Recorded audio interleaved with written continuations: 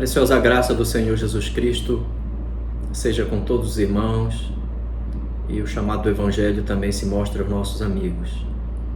Meus irmãos e amigos, neste dia, o dia do Senhor, o Catecismo Maior de Westminster, na sua pergunta 121, nos ensina que há grande benefício em guardar o dia do Senhor, porque este quarto mandamento nos ajuda a guardarmos todos os demais mandamentos, porque nós temos ali o benefício de adorar a Deus com liberdade. Este dia foi separado para a glória do Senhor, para louvarmos e servirmos ao nosso Deus como igreja e como famílias que pertencem ao seu reino. Por isso eu convido-lhes a abrirem suas Bíblias, irmãos e amigos, no Salmo 23. O Salmo 23, lerei e diz assim, na minha versão: O Senhor é o meu pastor, nada me faltará. Ele me faz repousar em pastos verdejantes, leva-me para junto das águas de descanso, refrigera-me a alma, guia-me pelas veredas da justiça por amor do seu nome. Ainda que eu ande pelo vale da sombra da morte, não temerei mal nenhum, porque tu estás comigo. O teu bordão e o teu cajado me consolam. Preparas-me uma mesa na presença dos meus adversários, unges-me a cabeça com óleo, o meu cálice transborda. Bondade e misericórdia certamente me seguirão todos os dias da minha vida, e habitarei na casa do Senhor para todo sempre. Vamos agora pedir ao Santo Espírito Consolador, nosso bom ajudador na salvação, que nos conduz à palavra de Cristo, nos conduz à presença de Cristo. Vamos orar ao Senhor. Santo e excelso Deus e Pai de nosso Senhor e Salvador Jesus Cristo, Deus de eterna glória, Deus de honra, de majestade, Deus sublime em nossa salvação, que a tudo domina e possui o poder que é incomparável, incompreensível, infinito em todas as coisas, eterno. Nós nos humilhamos em Tua presença santa e gloriosa, Senhor. Só Tu és Deus. Todo o bem da nossa vida vem do Senhor, e bem algum receberíamos se do céu não nos fosse concedido. Agradecemos-te, Senhor, o sustento, a providência que nos tem acompanhado para chegarmos até aqui ao dia do Senhor. E pedimos as Tuas muitas misericórdias para que a Tua palavra, que só pode ser discernida espiritualmente, que ela nos alcance em nossas necessidades, e o Senhor, na Sua misericórdia, nos sustente a entendermos, a assimilarmos, que a Tua palavra viva e poderosa, que ela se mostre em nossa salvação, ó Senhor. Eu te peço isto e te exalto, Senhor, confiando na Tua providência em nossas vidas, em nome de Jesus. Amém, Senhor. Irmãos e amigos, durante a última exposição, no domingo último, nós nos preocupamos em entender a seríssima doutrina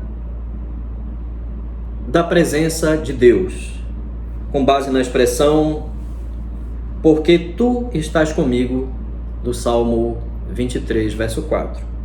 A presença de Deus na vida cristã é uma presença relacional, redentora. É real porque o Espírito Santo manifesta Cristo à vida do crente, manifesta Cristo em sua salvação. Então a presença de Deus é um selo da graça salvadora. Nós estudamos este assunto no último domingo. Nós vimos que a presença de Deus nos salvos é a sua presença na sua salvação, de que estão sendo salvos, e esta presença é uma obra do Espírito Santo. O Espírito Santo é que a ministra de tal maneira que em todos aqueles que ouvem o chamado do Evangelho e creem no Evangelho. E não importa o quanto pareçamos ao mundo, como crentes em Cristo Jesus, não importa o quanto pareçamos pequenos, mínimos, e nem mesmo aos nossos olhos, esta presença gloriosa, a presença de Deus em nossa salvação, por meio do seu Espírito, através do Evangelho de Cristo, esta presença graciosa em nossa salvação não nos deixará jamais sem auxílio. Eu quero ler junto com os irmãos, ainda lembrando o tema do último domingo, Isaías 41, verso 10 e 14. Por favor, abram em suas Bíblias Isaías 41, nos versos 10 e 14. Isaías 41, verso 10 e 14. Irmãos, onde nós lemos: não temas, porque eu sou contigo. Não te assombres, porque eu sou teu Deus.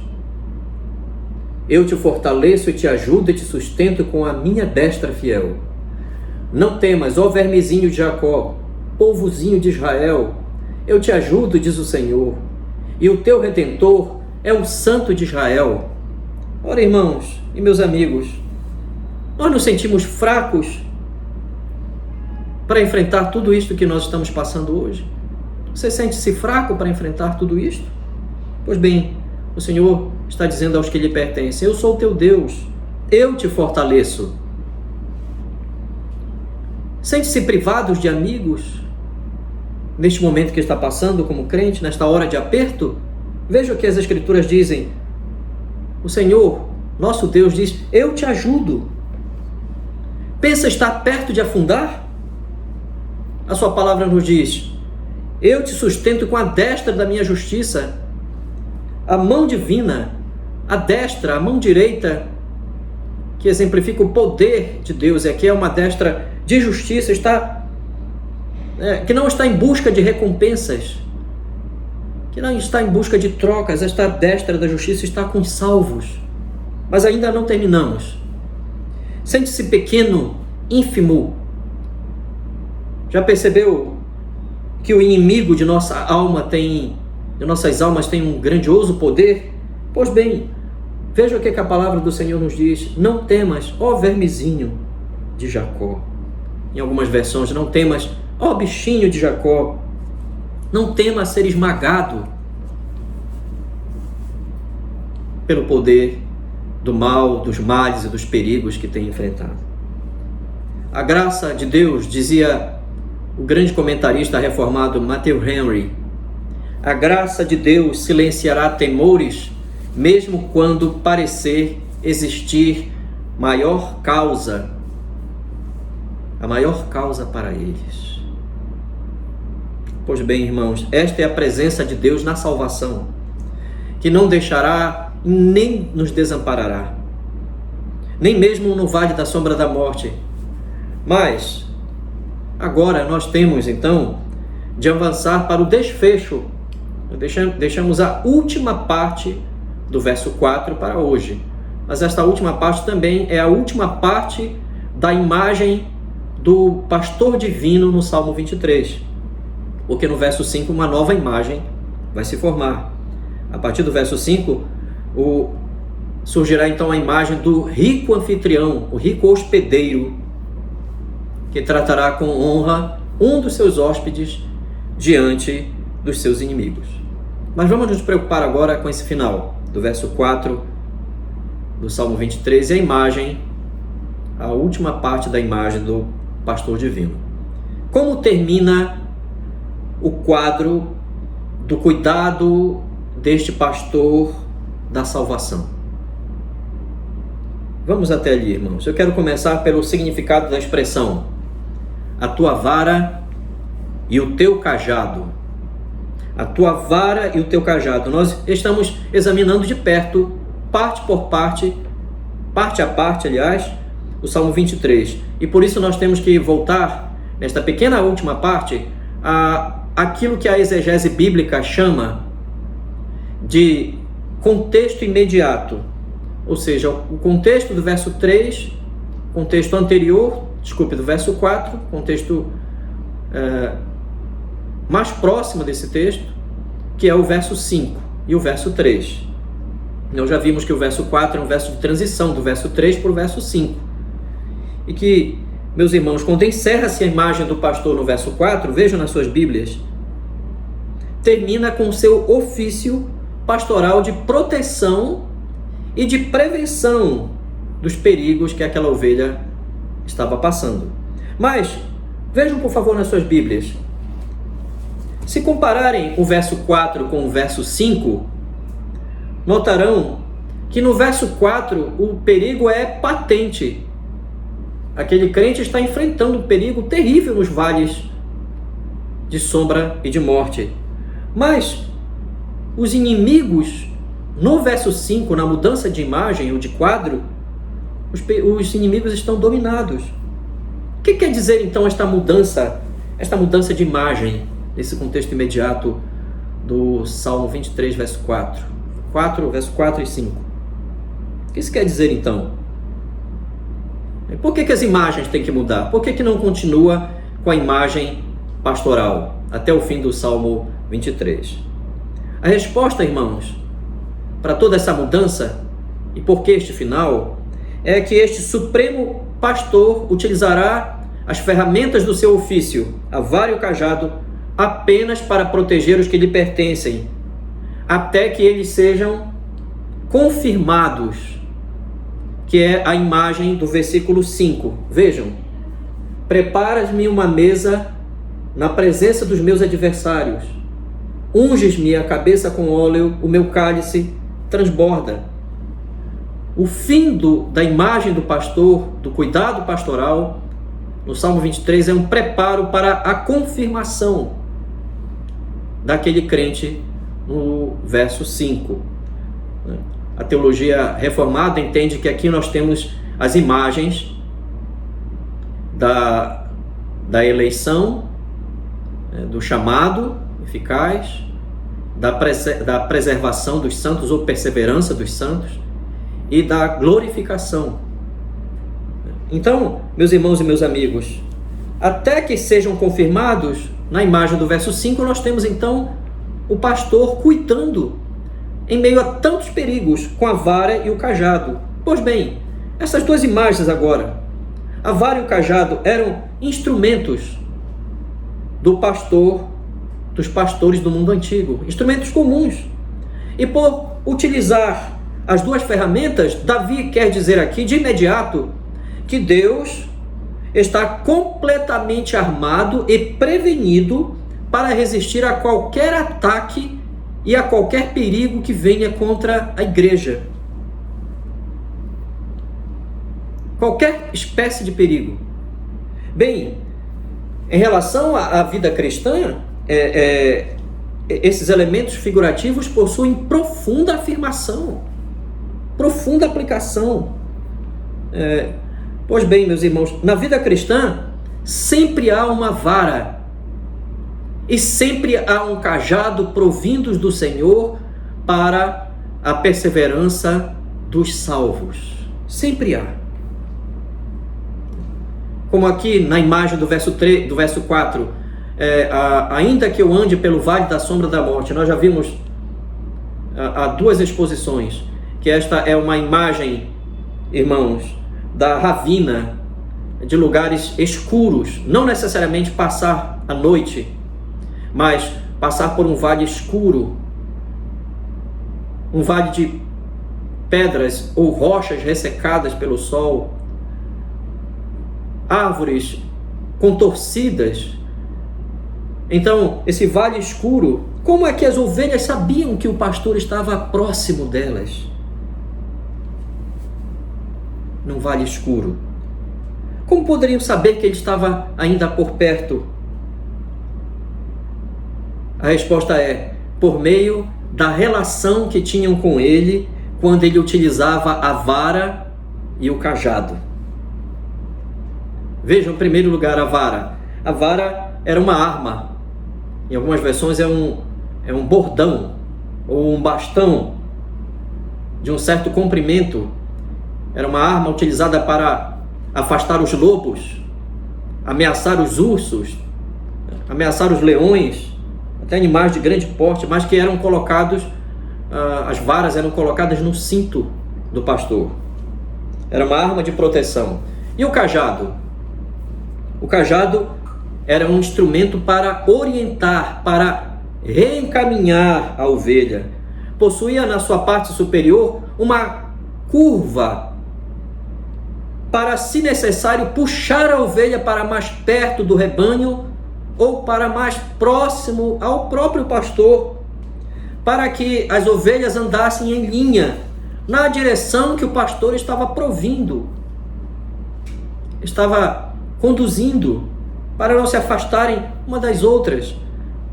Irmãos e meus amigos, o significado espiritual dessas profundas metáforas da vida cristã e a sua relação com o pastor das nossas almas é que a vara e o cajado representam os ofícios de Cristo para proteger, orientar e prevenir os salvos.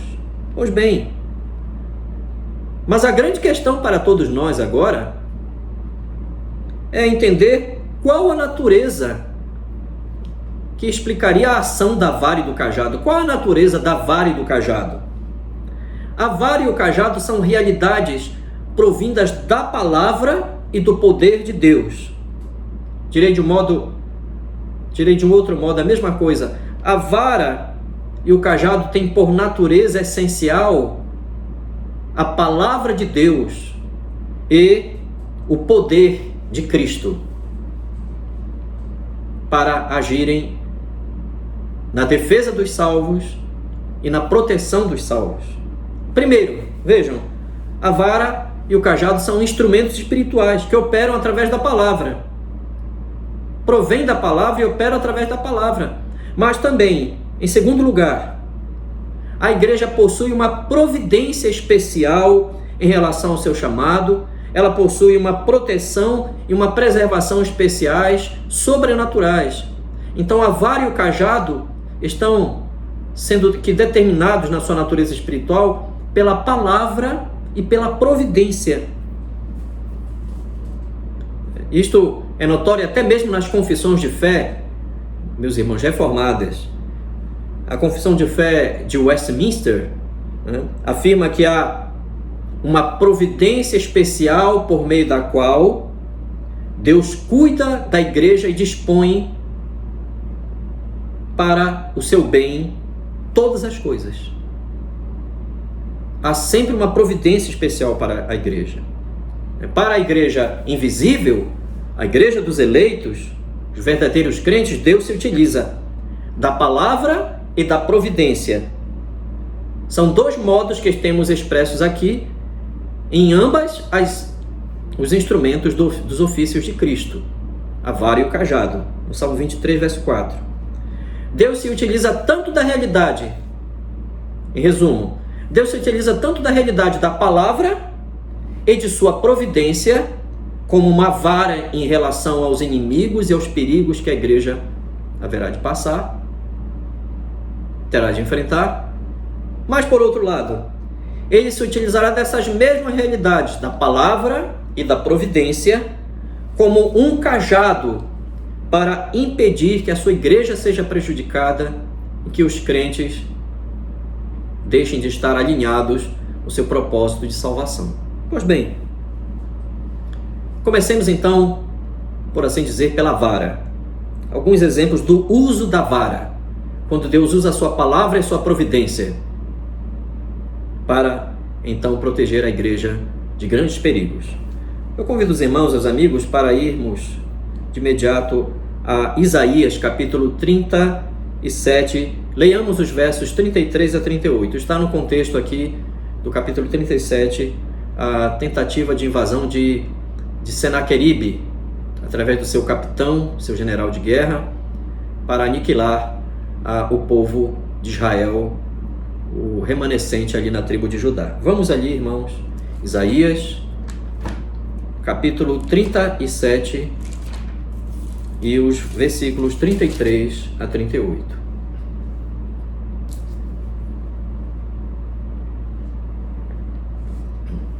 Na minha versão dirá assim, irmãos: pelo que assim diz o Senhor acerca do rei da Síria: não entrará nesta cidade, nem lançará nela flecha alguma, não virá perante ela com escudo, nem há de levantar tranqueiras contra ela. Pelo caminho por onde vier, por esse voltará. Mas nesta cidade não entrará, diz o Senhor, porque eu defenderei esta cidade para a livrar, por amor de mim e por amor do meu servo Davi. Então saiu o anjo do Senhor e feriu no arraial dos assírios a 185.000. E quando se levantaram os restantes pela manhã, eis que todos estes eram cadáveres. Retirou-se, pois, Senaqueribe, rei da Síria, e se foi, voltou e ficou em Nínive. Sucedeu que, estando ele a adorar na casa de Nisroch, seu deus, Adrameleque e Sarezer, seus filhos, o feriram a espada e fugiram para a terra de Ararat, e Azar-Adom, seu filho, reinou em seu lugar. Ora, meus irmãos, aqui nós temos o rei da Síria que afrontou a Deus, e ele sabia da aliança de Deus com Israel. E exatamente ele pretendia aniquilar a última tribo, onde havia remanescente fiel, que estava sob o reinado de um rei muito piedoso, o rei Ezequias. Então nós temos aqui o uso da poderosa vara do Senhor contra os adversários da igreja na antiga aliança. O anjo do Senhor não agiu de imediato. Primeiro, vejam os versos 33 a 35. Primeiro veio a palavra do Senhor. Veja o que diz o verso 33. Pelo que assim diz o Senhor. A vara do Senhor vem por meio da sua palavra. Ela tem a natureza da palavra contra os inimigos da igreja.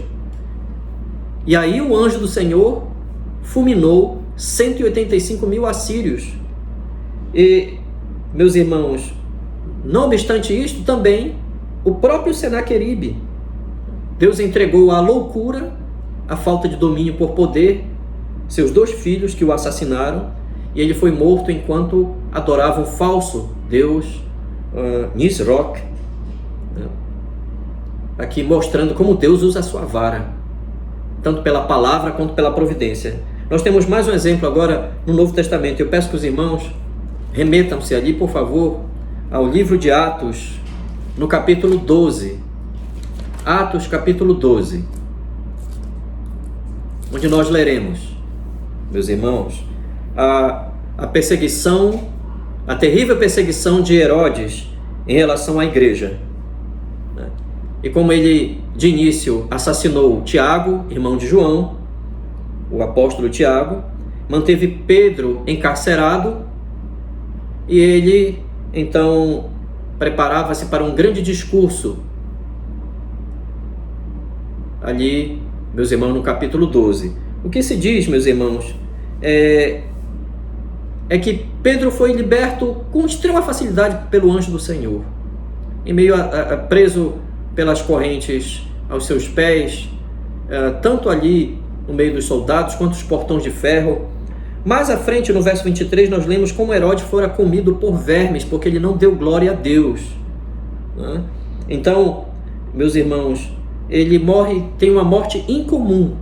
Por isso o texto diz que ele morreu comido de vermes. Uma pessoa morre e é comido por vermes depois que morre, depois de enterrada. Mas o Herodes foi comido por verme enquanto morria.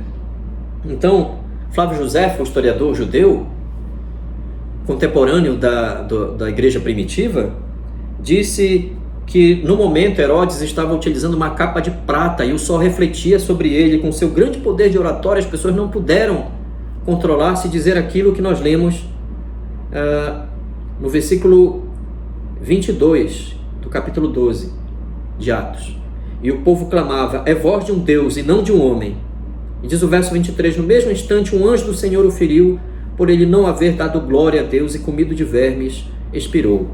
Pois bem, irmãos, ele nem ao menos deu glória a Deus. A morte de Herodes envolve o orgulho e também a perseguição à igreja do Senhor. Estes são alguns exemplos, irmãos, dos muitos exemplos que há no Antigo e no Novo Testamento. Mas mostram a igreja sendo protegida, aliás, daqueles que a odeiam. Mas a vara do Senhor também se mostrando. Nem sempre veremos anjos agindo, ou líderes mundiais morrendo, perseguindo a igreja, mas a vara de Deus sempre terá a sua manifestação. Será um dos modos da providência, uma das manifestações da palavra, do poder da verdade, protegendo a igreja nos vales da sombra e da morte. Quando menos esperarmos, aqueles que têm tentado trazer tanto prejuízo para a igreja, quando menos esperarmos, sucumbirão e não poderão levantar-se. Essa é a grande sabedoria da experiência na vida cristã, na história do cristianismo e também nos exemplos bíblicos. Este ensino da vara de Deus, que protege a igreja, é um dos grandes destaques, meus irmãos, no Antigo Testamento, do reinado de Cristo como Senhor da igreja. E nós lemos isto no Salmo Messiânico, o Salmo 110. Eu convido os irmãos para irmos ali, irmãos. O Salmo 110 e os versos 1 e 2. Por favor, acompanhem nas suas Bíblias.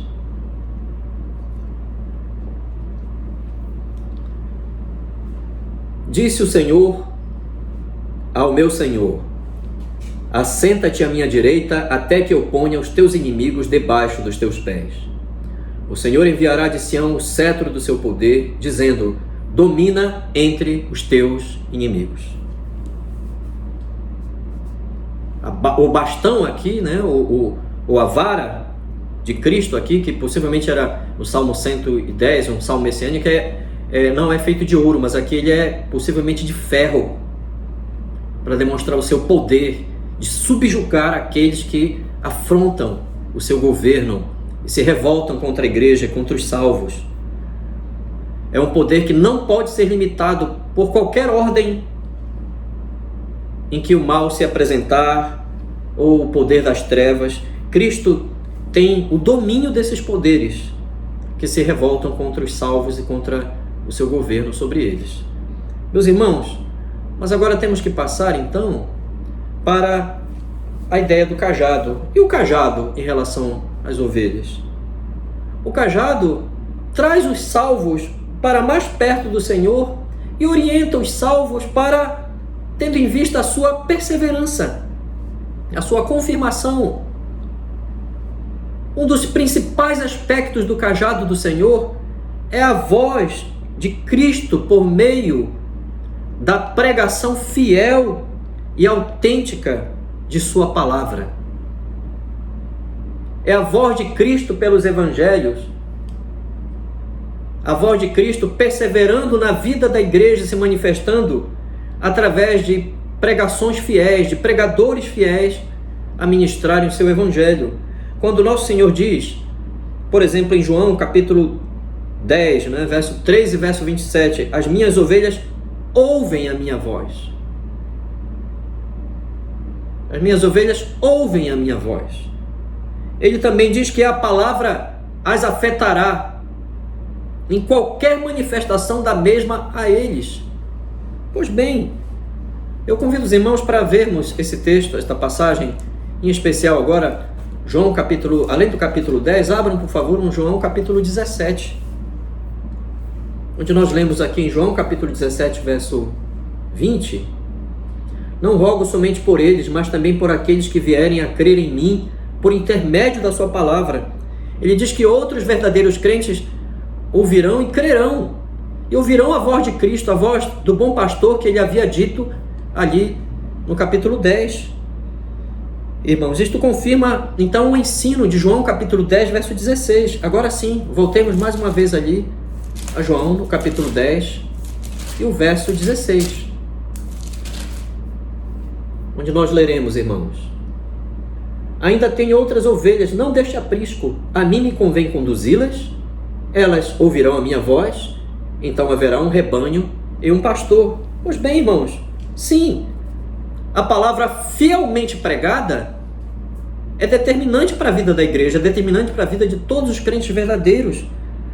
A palavra fielmente pregada é um dos modos do cajado reunir os salvos, de orientar os salvos, de prevenir os salvos e trazê-los para perto, para não se afastarem do rebanho e para não se afastarem a ponto de virem a serem prejudicados e temerem os perigos.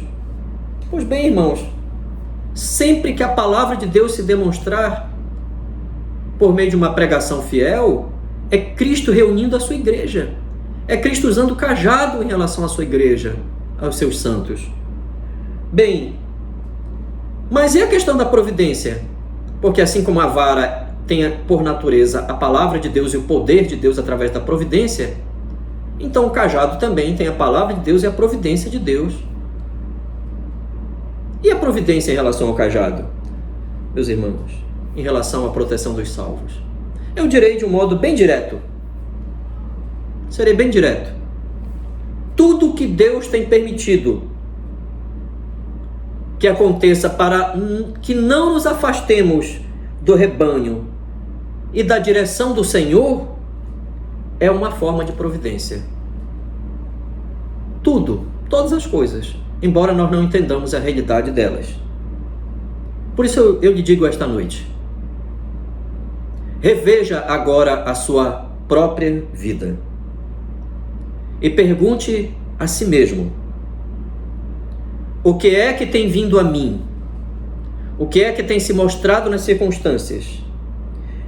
O que é que tem vindo a mim mesmo nos momentos mais escuros e mais atormentados da minha vida? O que é que tem vindo a mim que me impede de me afastar de uma vez por todas do Senhor e de seu povo?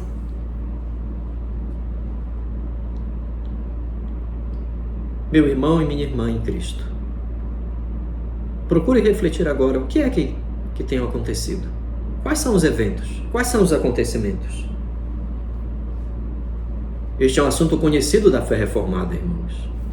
A Confissão Belga, em seu artigo 13, ao falar da providência em relação à igreja, trata da providência de Deus sobre e em relação à igreja, afirma: este ensino da providência traz um inexprimível consolo quando aprendemos que nada pode acontecer por acaso, mas pela determinação de nosso bondoso Pai Celestial. Glória a Deus, irmãos. Nada é por acaso, diz a Confissão Belga. Mas só podemos entender isto dentro dos limites da própria palavra. Romanos capítulo 8 e o verso 28, irmãos e amigos. Sabemos que todas as coisas cooperam para o bem daqueles que amam a Deus, daqueles que são chamados segundo o seu propósito. Estas coisas não são boas em si mesmas, mas por causa do chamado dos salvos, Deus as utiliza e as reorienta pelo seu poder para que contribuam de alguma forma para o bem dos salvos. Deus está operando nesses impedimentos. Deus os está utilizando. Esses impedimentos são aquilo que o pai da reforma, Martinho Lutero, chamava de as máscaras de Deus. As máscaras de Deus, o seu cajado trazendo-nos para perto dele, para mais próximo do seu rebanho, para que não percamos o compasso. Nós que estamos sendo conduzidos à eternidade, ao encontro com o Senhor da nossa salvação. Mas esta exposição ainda não chegou ao fim no verso 4. Ainda está incompleta. Pois a questão agora é o que operam a vara e o cajado na vida cristã. Vamos, por favor, voltar ali ao nosso texto, no Salmo 23, e o verso 4, vejam como termina.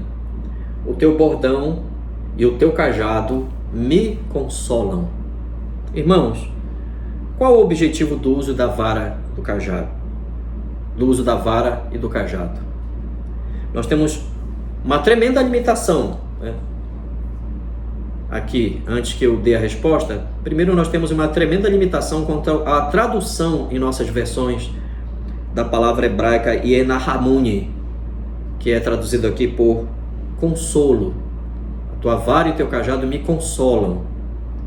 Pois no original hebraico, a ideia não é de consolo, no sentido de compadecer-se, mas Yernamuni tem a ideia de encorajar.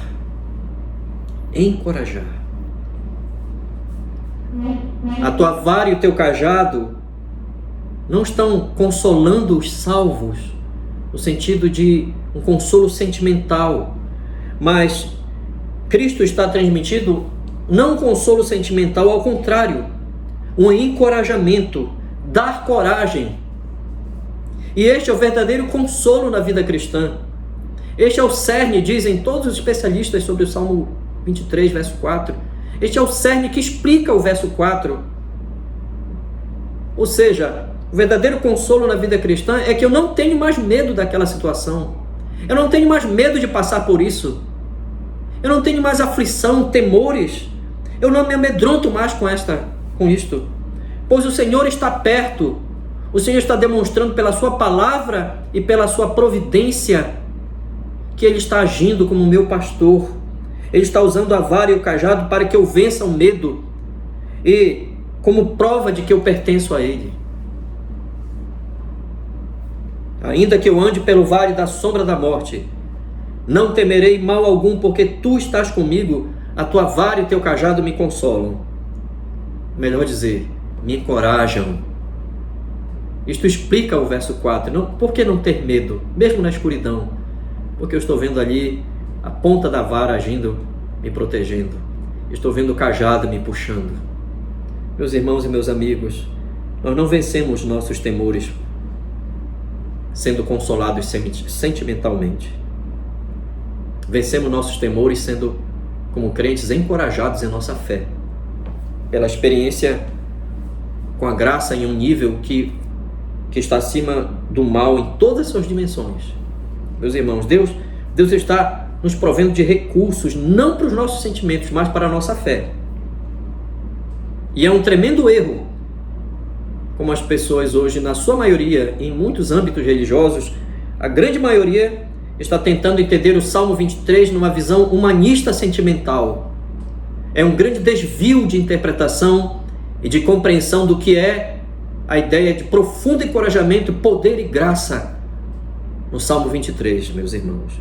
Deus está provendo recursos para que a fé seja ousada, para que a fé seja firme, para que ela dê sinais da sua realidade, até mesmo em meio às trevas, à escuridão. Deus não está provendo de recursos os nossos sentimentos, Deus está provendo de recursos a realidade da nossa fé.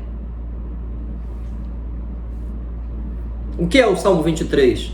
O Salmo 23 é uma grande mostra bíblica de como Deus mantém e sustenta a fé dos eleitos, como Deus lhes provê com coragem para serem confirmados, mesmo em meio a tantos males nesta vida.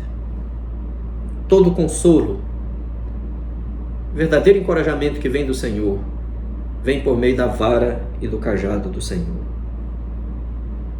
E não visam tornar melhores os nossos sentimentos, mas tornar a nossa fé intrépida, uma fé que avança corajosamente, dar-lhe estabilidade, tornar-lhe consciente do propósito do Senhor em nossa salvação. Não importam os males.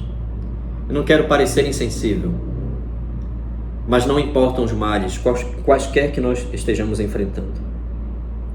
Não importam nem mesmo as coisas que nós não entendemos, as quais, pela manhã, quando lembramos delas ao acordar, tiram a nossa alegria pela simples lembrança delas. Nem sequer estas coisas importam.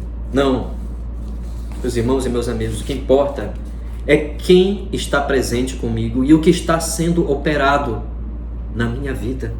Sua intervenção nesta escuridão. Quem está presente comigo e quem intervém nessa escuridão. E que nada poderá competir com Ele, com o propósito da sua salvação em minha direção. Por isso, irmãos e amigos, como é que termina então a imagem deste pastor divino no Salmo 23? Antes de passar para a nova imagem do verso 5, do anfitrião, rico. Qual é a compreensão vital desta última parte da imagem do pastor de nossas almas no Salmo 23, verso 4? A última imagem, meus irmãos, está nos dizendo aqui tão somente que é uma obra definitiva que está sendo realizada em nós. Está sendo realizada uma obra definitiva em todos os que o Senhor mesmo separou por sua graça, os que pertencem a Ele. Vamos ouvir isto na linguagem do próprio Senhor Jesus Cristo, que ainda usou uma linguagem profundamente pastoral em João, no Evangelho de João, capítulo 10, verso 27 a 28. Por favor, abram ali no Evangelho de João, no capítulo 10, verso 27 a 28. Por favor.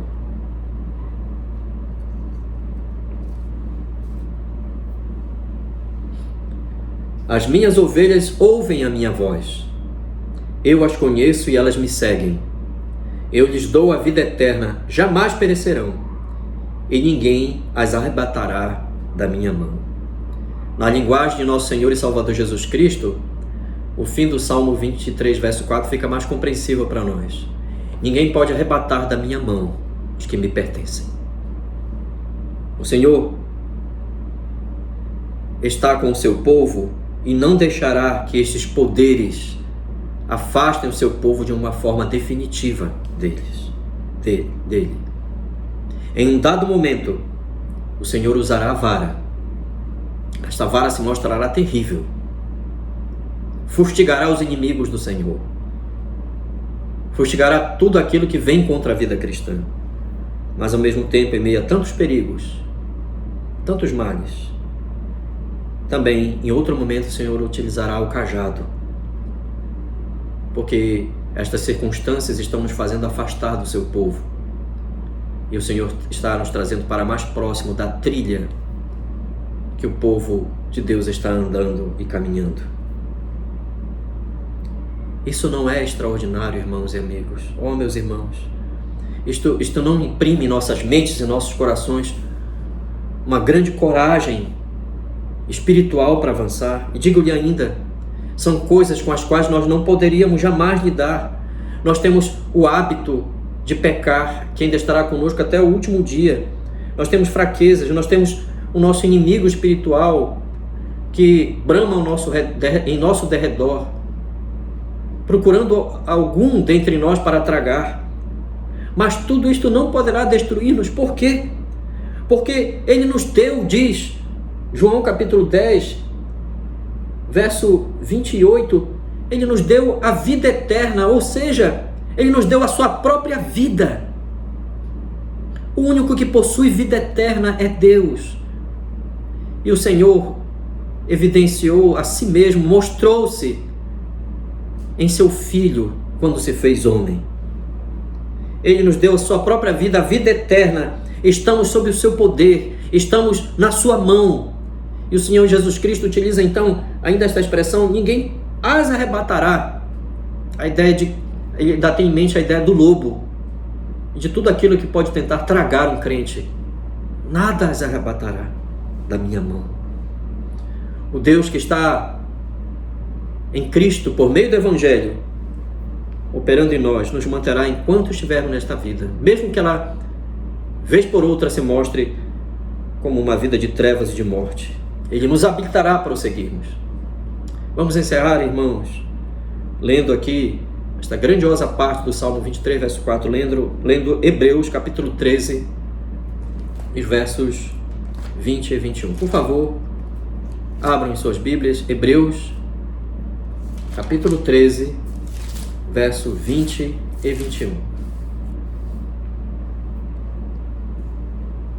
Ora, o Deus da paz, que tornou a trazer dentre os mortos a Jesus, nosso Senhor, o grande pastor das ovelhas, pelo sangue da eterna aliança, vos aperfeiçoe em todo bem, para cumprirdes a sua vontade, operando em vós o que é agradável diante dele, por Jesus Cristo, a quem seja a glória para todos sempre. Amém. Que Deus nos abençoe, meus irmãos. A Ele seja o eterno louvor da nossa segurança. Eu convido os irmãos, então, para orarmos mais uma vez ao Senhor, para clamarmos ao Senhor. Senhor nosso Deus, nós te louvamos, te damos graças, e a ti que bendizemos, Senhor, pelo teu supremo poder, demonstrado tantas vezes na vida cristã, utilizando a tua vara, Senhor, e o teu cajado, Senhor, para nos encorajar. Nós te louvamos, Senhor, porque mesmo na mais profunda escuridão de trevas e de morte, tu és soberano, Senhor, e nada poderá impedir que nenhum dos teus planos sejam frustrados em nossa salvação, Senhor. Ó Pai amado, ó Pai eterno, abençoa os teus santos, abençoa todos que são teus e pertencem à tua eleição, para que esta obra definitiva se mostre, para que o poder da graça, Senhor, se manifeste através da fé verdadeira, Senhor, na perseverança dos santos, no avanço de um testemunho fiel, Senhor, em todo o tempo, Senhor. Abençoa-nos, Senhor, a nossa conformação com o teu propósito. Que nós, ó Pai eterno, por meio da tua palavra, sejamos sábios, sejamos consolados, sejamos encorajados, sejamos aperfeiçoados, porque o supremo pastor das nossas almas venceu a própria morte, venceu todas as trevas, inclusive o último inimigo, que é a morte, ó Senhor, para nos conformar a Ele e nos dar esperança. Nós te louvamos, porque, Senhor, todas as coisas cooperam para o bem daqueles que te amam e que são chamados segundo o teu propósito. Abençoa-nos, Senhor, o discernimento espiritual destas coisas. E mesmo que não vejamos o Senhor, ó Pai eterno, obrigado, porque a tua vara e teu cajado nos consolam, Senhor. A tua presença nos teus ofícios, Pai eterno, se mostram em nossa salvação. Nós te louvamos, te bendizemos. Tu abençoe-nos, Senhor, na santa perseverança dos salvos, para a tua honra, glória e para o teu louvor, em nome santo de Jesus. Amém, Senhor. Que o Senhor possa derramar sua tão preciosa graça sobre todos nós no entendimento desta rica porção da palavra do Senhor. Boa noite. Deus nos abençoe.